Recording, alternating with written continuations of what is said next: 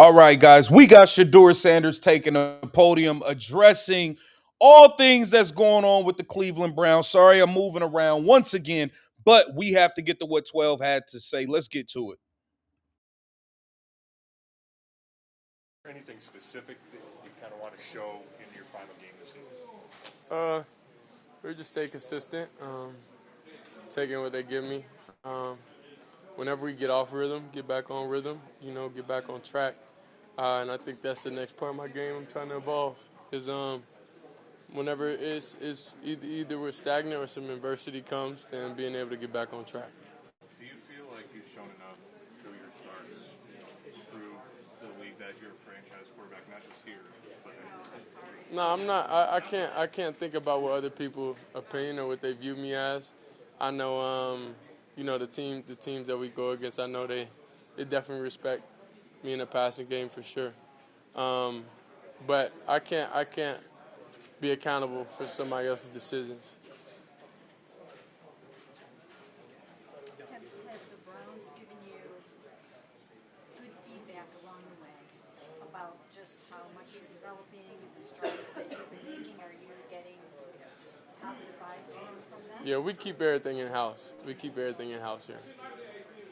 After the game, you talked about the throw to Jerry.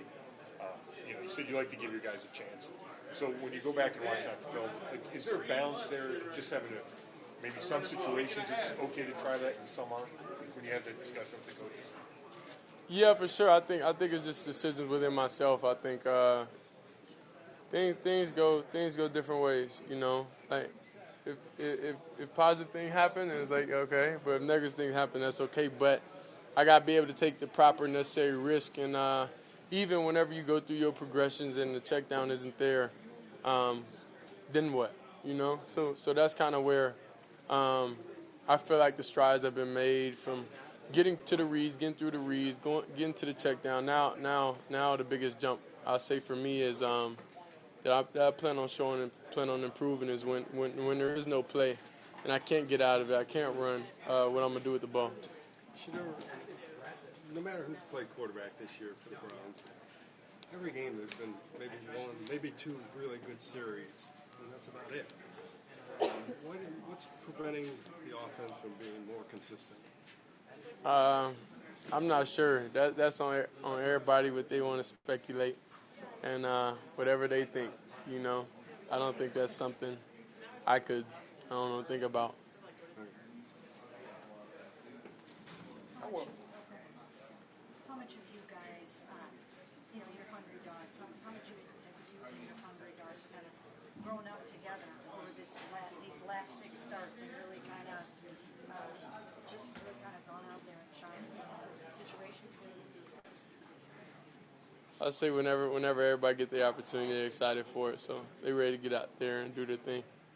What makes this team want to fight so hard for Coach Stefanski on these final games? With speculation about his job, it just seems like you guys are all on board fighting. Yeah, I don't think we listen to the external stuff. I don't think he's our coach. Like we view him as the same as we view him the first week. We got the utmost respect for him, and I think that's more media stuff. That's more outside noise than knowing.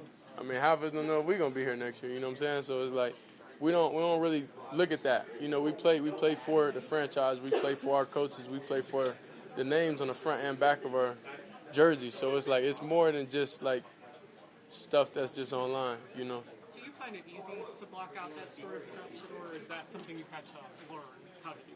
No, I think the pressure and attention, everything been on me since I was a kid, since I was born. So it's like it's just another year of it. But it doesn't change anything within my own process.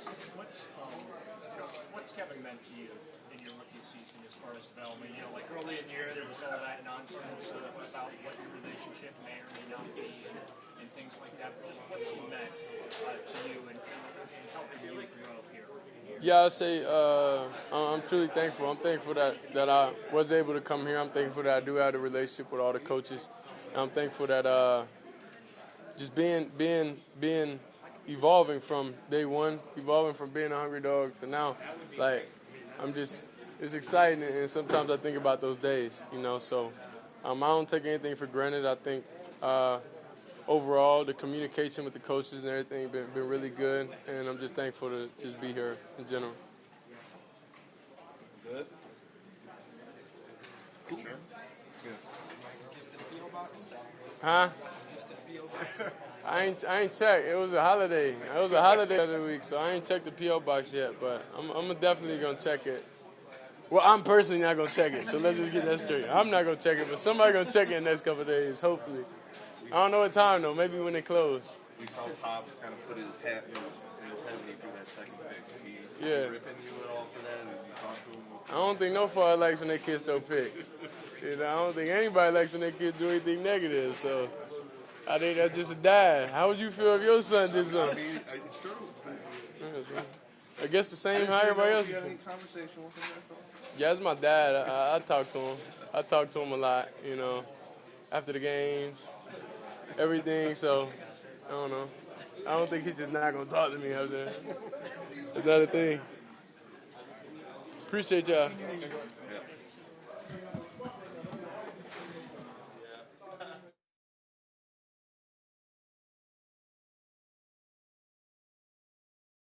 Much in the boat here, Nick, and correct me if I'm wrong, but in the boat that Kevin's probably gone, and it's basically set in stone at this point, or maybe, I don't know, set in wet cement, but it's going to be turned to stone here pretty quickly.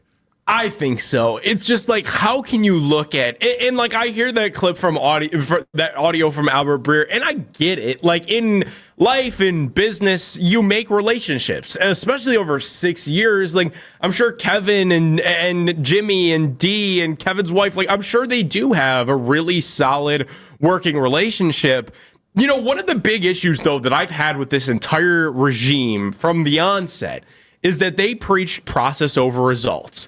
And that means as long as we're doing things our way, and as long as we're smelling our own farts, that means more than the results. That means more than winning football games on Sunday. And I always thought that was the wrong approach, because the NFL is the ultimate, it's the utmost results-oriented business. So to preach process over results, you're kind of saying, well, the rest of this doesn't really matter. The winning does not matter. And ultimately, I think that's going to be the pitfall of Kevin Stefanski, is that they put so much emphasis on the process, not enough emphasis on the results. And you're sitting here and you'd won 3 games last year and 4 wins this year. And that's just not good enough. Yeah, and listen, like, I understand the process-driven, like, mindset. I do. Like, if you're doing all the right things, the idea is obviously that the results will follow.